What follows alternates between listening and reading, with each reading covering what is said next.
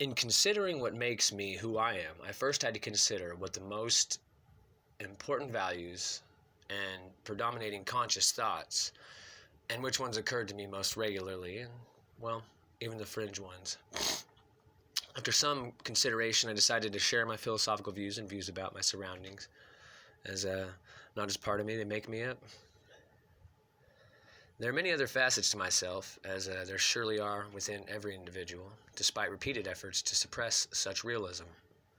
This surely is the essence of me, and when realized in certain ways, it is truly the basis for everything, which I define in my theories of reflexivity.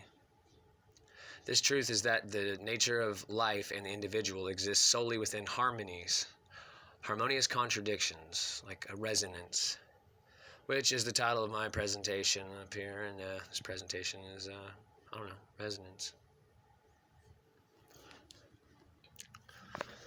Of course, I am a product of society, thus an influencer of society, and also the influence of society has had an enormous effect on my opinions and ideas.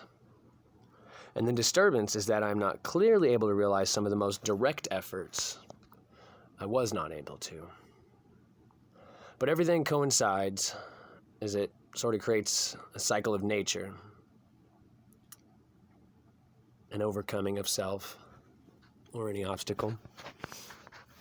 Thus, I find myself living in harmonious contradiction, as opposing viewpoints dominate reality solely based upon some knowledge either taught or gained. Do we always need others to tell us the answers to our questions? After all, they are struggling just to answer their own, just as the rest of us are. In addition, my views could easily work for all people I speak with, particularly when the formerly opposing views fit within my theories perfectly. Thus, I find the whole nature of the concept paradoxical. Hence, it's a harmonious contradiction. What makes you you? Everything we discern is an attempt to prove or disprove. But we cannot prove anything that we have not created. We cannot prove anything that we ourselves did not create. And when my theories address the analogous nature of these two ideas, well, creation and proving.